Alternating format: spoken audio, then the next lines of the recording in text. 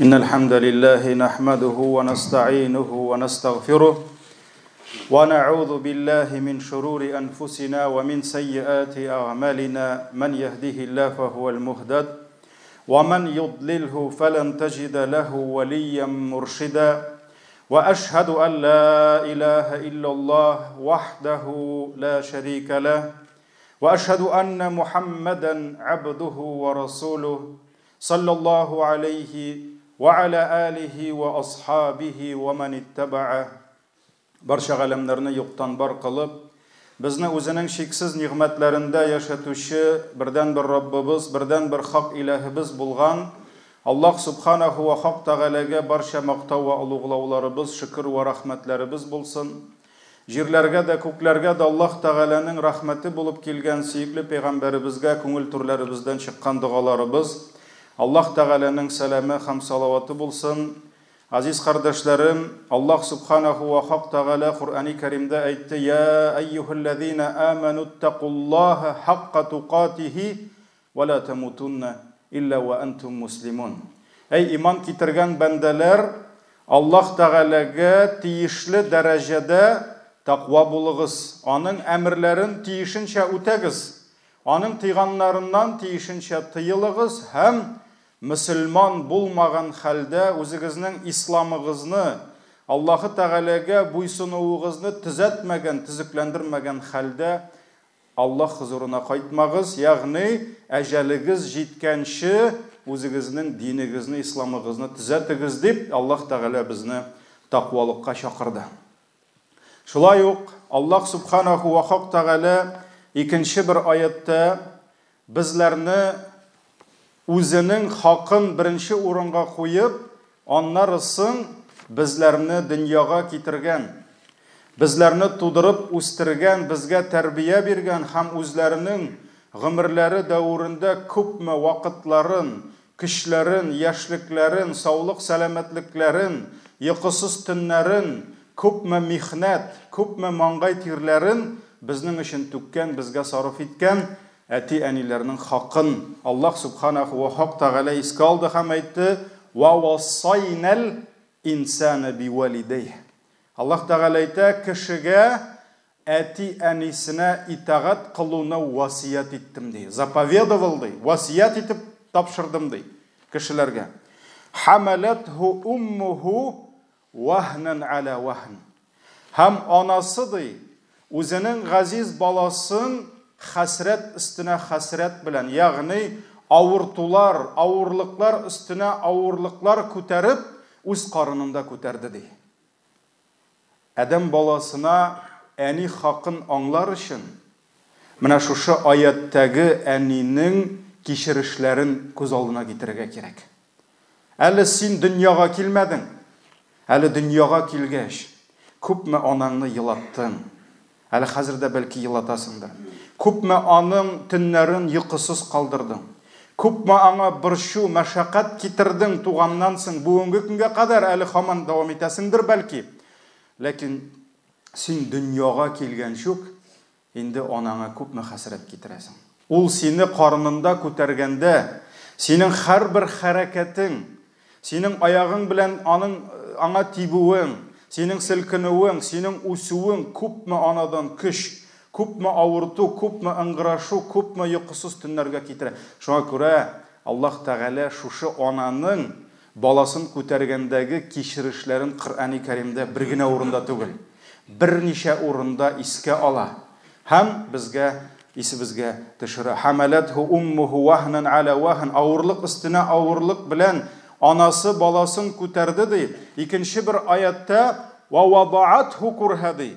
Avurliq bilan tug'dirdi deydi. Chunki ali ona kishining bu qay vaqt rahmatsiz bo'lgan bolasin dunyoga keltirir uchun analan tug'dirga kerak. Ko'pmi onalar ilk zamonda meditsina bo'lmaganda, nashar bo'lganda bigrakda ko'p onalar o'lib qoldilar shunda. Ko'pmilarning umrlari kesildi. Ko'pmilar g'arib g'urabaga aylandi. Chunki Alloh taola bu narsalarni esga oladi. Va fisaluhu fi amayn. 2 yil ko'krak suti bilan emizdi deydi. Anishkurli vali validayki. Shunga ko'ra siz menga rahmat aytdingiz deydi. Shukr etingiz. Ham shukr etamiz Allohga bizga shunday onalar bergan uchun. Шул аналарның, аталарның йөрәкләренә без балаларына карата күпме рәхим, шәфкать, мәхәббәт, күпме сабырлык биргән өчен. Анишкурли, миңа рәхмәт әйтегез, вали валидейка, һәм ата-анагызга рәхмәтле булыгыз ди.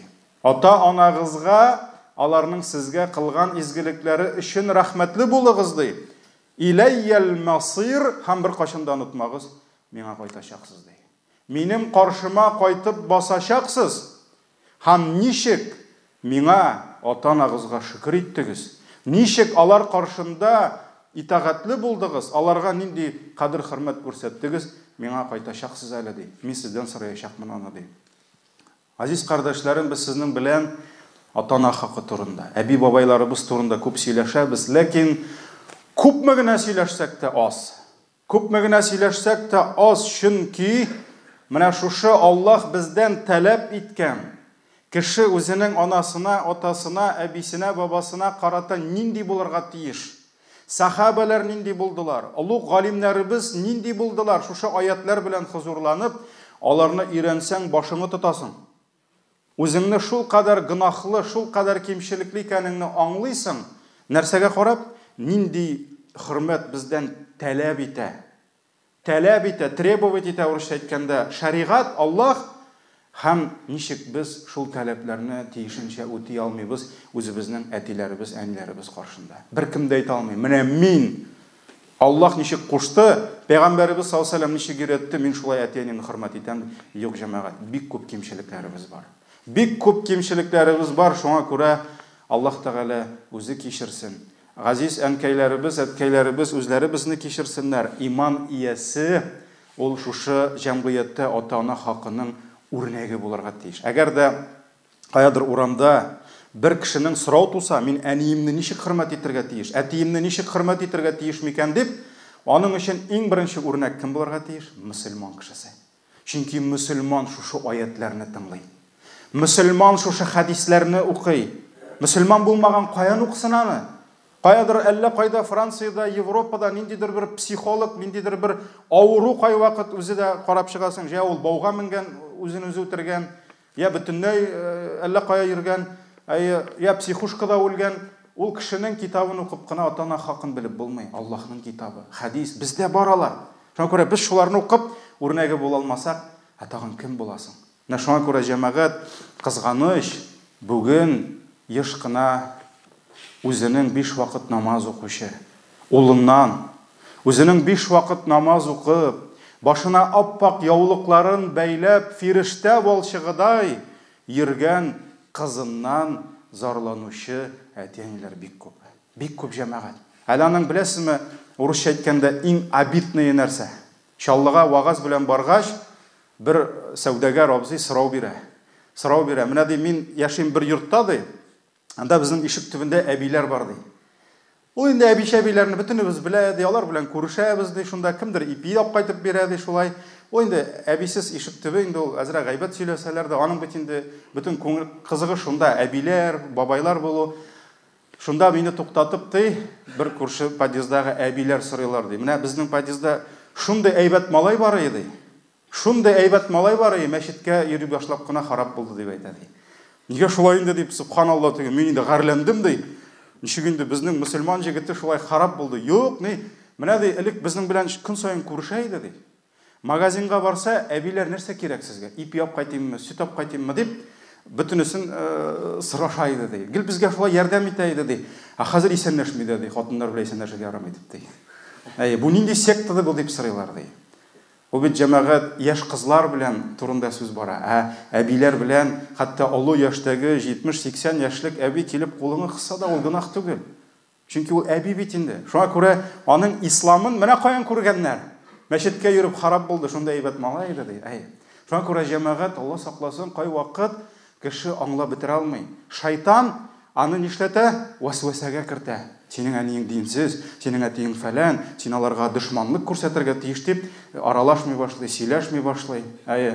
Кайберсе, мәсәлән, әнисен итагать чакыра, әнием әйдә намазга, гыйбадәткә, әнисе килми, булданнан баш тарта, сәлам бирмей, аңа бойкот объявлять итә, тегесе булса, юк җәмәгать, әниең белән алай ярамый.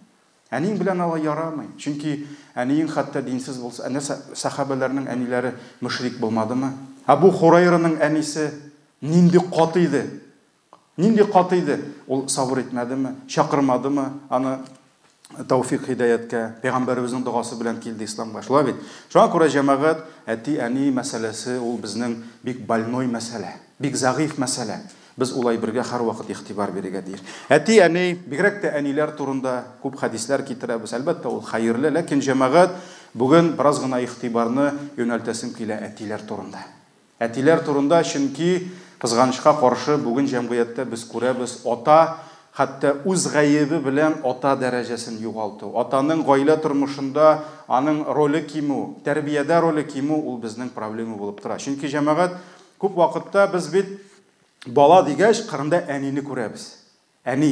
Бала тәрбиясендә әлбәттә әнинең роле бик зур. Ләкин Аллаһның китабы Коръәнгә кайтсак, без анда күрәбез аталарны. Карагыз, Ибраһим алейхиссалам һәм Исмаил. Ничек итеп уларны тәрбияли, ничек итеп алар Кәгъбәтулланы күтәрәләр, ничек итеп алар шушы зур сынауны бергә, кулга-кул тотынышып бергә үтәләр. Ибраһимга да авыр була, Исмаилга да авыр була. Уйлап кара син, атаңның кулында пычак, ә син бисмилла, суй мине дип киреп ятарга тиеш шушы пычак астына. Аны күз алдына китереп булмый, яшь малайны шулай. Шуңа күрә икесе дә сынауны бергә үтә. Ул һәм ата. Шулай бит күрәбез Нух алейхиссалам малайын кимәгә алып кера алмый. Я Раббым, ул бит минем балам ди. Ул минем гаиләм ди. Ләкин ул күферлектә була. Шулай бит Аллаһ Тәгалә әйтә, ул синең гаиләң түгел инде хәзер ди. Шуңа күрә Нух белән улын күрәбез Закария. Закария күпме көтә баласын, юк, аннан соң фәрештә килеп Аллаһыдан хәбәр ирештерә, синең улың туачак дип. Шуңа күрә Закарияны улы белән күрәбез. Луқман Хаким ничек итеп, я бунайя, ай ул чыгым дип Аллаһ Тәгаләгә таухидкә чакыра, ата-ана хакына чакыра, башка күпме әлхәмдүлилләh насихатлар бирә. Шушы аятларны өйрәнгән кеше тормышта ата булуның никадәр зур нигъмәт һәм нинди зур җаваплылык икәнен әлбәттә аңларга тиеш. Әлбәттә аңларга тиеш. Шуңа күрә аның үз дәрәҗәсе булса, ана кеше ул хисләр белән җиңә. Аллаһ Тәгалә аңа шул кадәр мәхәббәт биргән. Шул кадәр рәхимлелек биргән, атада ул кадәр юк. Менә эштән арып кайтасың, бала җыламый. Бала җылый төне буе. Матурым, минем инде иртәгә эшкә барасым бар, тегесе бар дип, икенче якка шыпырт кына чыгып ятасың. Әни алай тора алмый. Әни ул баласы җыкласа җыклый, баласы кисезләнсә кисезләнә. Шуңа күрә монда без әниләр вне конкуренция. Аларда сабырлык күбрәк монда. Аларда рәхим шәфкать күбрәк. Ләкин җәмәгать атага килгәндә дә аның дәрәҗәсе, ул хуҗа, ул гаиләнең көтүчесе, ул гаиләнең иманын, динен саклаучысы, ул җаваплы. Һәм әлхәмдүлилләh безнең халыкта ислам тәрбиясенең тәэсире белән ул әти хакы сакланып килгән җәмәгать. Сакланып килгән. Хәтта беләбез, Бөек Ватан сугышында бик күп гаиләләр атасыз калды, бик күп хатыннар тол калды, бик күп балалар ятим калды. Һәм шул дагын ул атаның дәрәҗәсен өйрәнүгә, белүгә ул бик зур сәбәп булган. Шулай бит, чөнки кемнеңдер, мәсәлән, әтиләр исән кайткан, аларның безнең дә бабай исән кайткан, әлхәмдүлилләh, өйләнгән, менә без дөньяга килгәнбез. Нәселе өзелмәгән, күпмеләрнең нәселләре өзелгән, күпмеләрнең инде балалары калган, ләкин әтиләре кайта алмаган. Әлхәмдүлилләh, хөкүмәтебез инде картайгач булса да квартирлар өләште, машиналар өләште. Кайбер оныклар сугышып бетте инде ул машиналар квартира өчен, хәзер дә сугышалар. Шулай бит, кемнең аларның иң зур сөенечләре җәмәгать машина түгел, квартира түгел, аларның аталары кайткан. Аларның бабалары кайткан, кемнекедер кайтмаган. Аңа машина да бирмәделәр, аңа квартира да юк, ләкин иң мөһиме аларның аталары кайту һәм аталары булу булган. Шуңа күрә җәмәгать менә имам буларак бик күп гаиләләр белән очрашырга туры килә. Бик күпләренең эчке серләренә кергә туры килә һәм җәмәгать чыннан да менә семьяда ата мәсьәләсе ул бик аксый безнең. Ата мәсьәләсе бик аксый җәмәгать. Бит ул чыннан да булган. Менә әниләр, хәтта балалар әти эштә, балаларын тәрбияләгәндә хәзер әтигез кайта. Тиздән әтигез кайта. Ниндидер Рамазан аен көткән кебек, ничектер әтине сеңдергән. Әтине сеңдер, хәтта бер мәктәп директорына баргач, ниндидер мәктәп проблемалары белән, ул апа психолог икән үзе. Ул намазда да түгел, психолог. ире үлгәч, ул авырлы булган. Баласы күрә алмаган әтине бер кашанда. Һәм бу психолог булгач, мин ди балама әтисен күрсәтә алмагач, мин әтинең образын төзедем ди. Менә синең әтиң шундый иде. Менә әтиң шундый иде. Менә әтиң буны ярата иде. Әтиң моны яратмас иде. Ягъни ана аңлый, әтисез биреп бетереп булмый тәрбияне. Шуңа күрә әти булмагач, әтинең образы белән тәрбия бирә. Кемдер булган атага да каршы котырта баласын. Шуңа күрә җәмәгать, бу бик мөһим нәрсә. Әтигез кайта хәзер. Хәтта кайткач әтигезгә әйтәм дип бераз куркытуда була. Шулай бит. Шуңа күрә җәмәгать Аллаһ субханаһу ва тааля менә шул безгә, безнең халыкка биргән ул аны. Һәм безнең әбиләрдән сыңып калган ул. Хәтта бер гаилә белән дус гаилә, алар инде намазга килделәр. Хәтта шул апа сөйли иде. Әлек бит инде әтиләр аракы эчтеләр, күбесе исереп кайталар иде. Мин ди, аның инде 3 улы бар. Мин бер кашанда улы атагыз исерек дип әйтмәдем ди. Атагыз эштән арып кайтты дип әйтә. Ул аягында тора алмый иде ди. Кайттыңмы хайван дип кычкыру түгел, мен аны якларга ятайым да, яткырайым да, әти белән нәрсә булган дип әйткәч, улларыма ул арган дип әйтә. Бер вакыт күрше ди, атагыз исерек дип әйткәч, минем улым киреп елады ди. Әни, нигә минем әтине исерек дип әйтәләр, ул бит эштән арып кайткан ди. Менә уйлап кара, нинди итагатьле хатын, итагатьле ана, ничек итеп балаларының йөрәкләренә сеңдергән безнең әти арак эчми. Ул арып кайта эштән бит. Шуңа күрә атага, хәтта гынах кылып җиргән атага карата да хөрмәтне уята белгәннәр һәм җәмәгать ул 2 көндә генә килә торган әйбер түгел. Ул бер вагызда генә була тора, ул буыннан буынга килә. Әгәр дә бер гаиләдә атага хөрмәт юк икән, син ул гаиләгә кияү булып килсәң дә, сиңа анда нәрсә хөрмәт булмаска мөмкин. Ни өчен? Чөнки алар атаны хөрмәт итеп өйрәнмәгәннәр. Шуңа күрә сиңа авыр булачак. Шуңа күрә әйтәләр бит, помимо выбора жены нужно выбирать и тещу диләр. Ни өчен? Чөнки аның әнисендә хөрмәт булырга тиеш. Аның әбисендә хөрмәт булырга тиеш. Ул башка төрле булмый. Ул буыннан буынга сеңеп килә. Буыннан буынга сеңеп килә. Һәм менә никахларда бик күп проблемалар булгач, түбән Камада эшләгәндә гаилә үзәге төзедек. Һәм һәрбер никахны, никах алдыннан һәрбер парларны разбирать итәйек. Синең әтиң бармы? Фәлән туганың бармы? Иң зур проблема никах килеп җитә, а у нас папы нет. Кызның әтисе юк. Ул нишләгәнсең? Үлгәнме? Юк. Каясыңмы? Белмим. Әкәне шунда инде каядыр. Әти юк.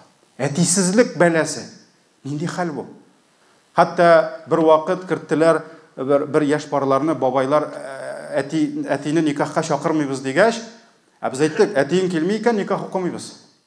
Әтиң бар синең, укымыйбыз. Керттеләр миңа. Шундый матур парлар. Менә ул бит инде шундый кай вакыт парлар, алар шундый нурлы була. 20-22 яшьлек егет кыз утыралар. Инде намазда түгел, ләкин шундый матур татар гаиләсе. Шуннан бу кыздан сорыйм, сеңлем, әтиң бармы? Бар ди. Нигә чакырмыйсың? Әни кушмады ди. Әни әйтте ди, атаңның зидә булмасын никахында дип әйтте ди. Ярар. Сиңа ничә яшь? 21 яшь. Әтиң кашан китте игездән? Миңа 18 яшьтә ди. Ярар. 18 яшькә кадәр әтиң белән бергә үстеңме? Үстем ди. 18 яшькә кадәр әтиң сине яраттымы? Яратты ди. Хәзер яратамсың? Ярата ди.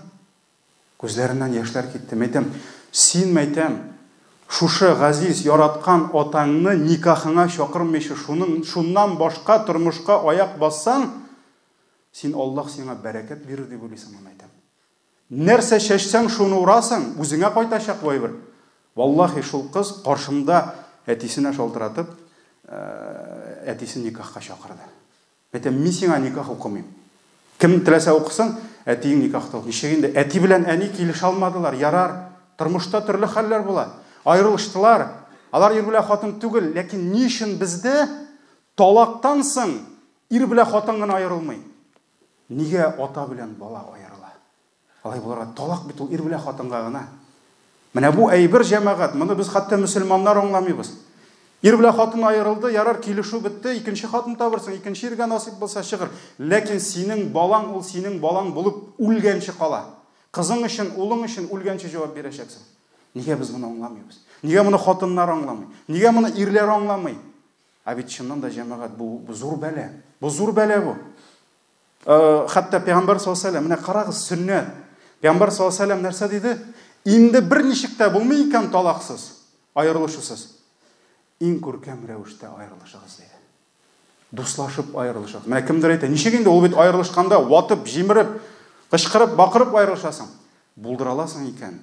Минимальный душманлык белән айырылыша кирәк. Ни өчен? Чөнки балаларың бар. Чөнки балаларыңа каршы котыртырга сорый икән, бир син аңа. Ләкин балалар белән айырмасын. Ә бит җәмәгать безнең гел шулай. Безнең гел шулай. Хатын уч ала башлый. Кем аша? Балалар аша.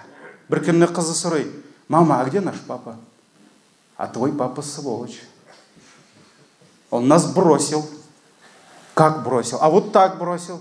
"А я его люблю." "А не надо его любить." Менә шулай көн сайын. И ул душманга әйләнә. Ул бер пәригә әйләнә. Менә шуңа күрә җәмәгать ул дөрес түгел. Мөселман кешесе гадел булырга тиеш. Хәтта душманлашканда да чиктән чыгарга ярамый. Чөнки без ул балалар белән яшәп, без алар өчен җаваплы. Без ул кызны кияүгә бирергә тиеш. Без улыбызны өйләндерергә тиеш. Без алар өчен дуга кылырга тиеш. Әниләре белән барып чыкмаса да. Шуңа күрә менә бу җәмәгать монда әлбәттә без ирләрдә дә зур проблема. Без хискә биреләбез. Без үзебезнең хисләребезне җиңә алмыйбыз. Шуңа күрә җәмәгать менә монда без әтиләргә дә чыннан да әти була белергә кирәк. Ирләргә дә ир була белергә кирәк, чөнки ансыз булмый. Ансыз булмый. Шуңа күрә Раббым Аллаһ инде үзебезгә хәерле, лаеклы әтиләр булырга Раббым насыйп итсен. Раббым Аллаһ инде үз үстебезгә гаиләләребезне алганбыз икән, шулар өчен җаваплылык тотырга насыйп итсен. Чөнки бик күп кыз балалар киләләр, 21 яшьлек, 22 яшьлек, көмәнле букса белән киләләр. Менә бер ел өстемә ятып йоклады да ташлап китте ди. Яки мәсәлән, иләнештек ди, бер көн эшкә чыкмый ди. Бер нәрсә эшләмий ди, бер кая бармый ди, абитка хәтлек йоклый ди. Бу нинди иратсың инде бу? Нинди ират бу? Әмәдәм сез ни хисабына яшибез соң? Әтибез инде ди. Әти килә ди, иттәп килә ди, ашарга да килә ди, әти биргән ашибыз. Ничек инде алай? Син алдың гаиләне, син алдың үз вазифаңны, син әти булдың. Булды, диңгезгә кирип бастың, син чыга алмыйсың. Бисмилла, Аллаһ ризалыгы өчен тырыш, синең гаиләң өчен кайткан һәрбер нәрсәң садака булыр. Шуңа күрә үзебезгә хәерле әтиләр булырга ясын. Арабызда кемнәрнең әтиләре исән сау икән, аларның дугасын алыгыз. Кичкенә вакытта әти кирәк булды, акчасын да бирә. Кулдан җитәкләп берәрсә бижат итсә барып ушала. Сиңа киңәшен дә бирә, ләкин бер көнне син үзең иратка әйләнәсең. Акчаң әтиеңнекеннән күбрәк була башлый. Ул бер пенсионерга әйләнә, ләкин шунда аңлыйсың җәмәгать, әтинең беренче чиратта акчасы да түгел икән. Әтинең беренче чиратта китергән күчтәнәче дә түгел, аның үзенең булуы кирәк икән. Әтиең булганда, әниең, олы яшьтә әниең булганда, шуларның сиңа дугасы килеп торганда, шул дугаларны алырга кирәк Раббым. Раббым Аллаһ инде безне, әти-әниләребез ничек рәхим шәфкать белән үстергән булсалар, безгә дә Аллаһ Тәгалә аларга да үзенең рәхим шәфкатьләрен бирсә иде. Исән булганнарның Раббым аларга тауфик, хидаят биреп, соңгы сулышларына хәтлек иман әһле булып, Аллаһ хузурына инде мөмин һәм мөминәләр итеп кайтарса иде. Инде вафат булганнарның Раббым бәндәчелек белән кылган гынах хаталарын кичерсә иде, Раббым гафу итсә иде, һәм безгә менә шушы газиз әти-әниләребез, әби-бабайларыбыз белән, хәләл җефетләребез, балаларыбыз, киләсе нәселләребез белән Раббым Аллаһ безне җәннәтләрдә җиса иде, һәм җәннәт бакчаларында, Аллаһның рәхмәтендә, Аллаһ Тәгаләнең ризалыгында тормышларыбызны дәвам итәргә насыйп итсә иде. Аның өчен инде без бу дөньяда күп хезмәт кылырга тиеш. Баракаллаһу лана ва лакум фил Qur'анил азим ва нафa'ана бил аяти ва зикрил хаким иннаху хувал гафурур рахим.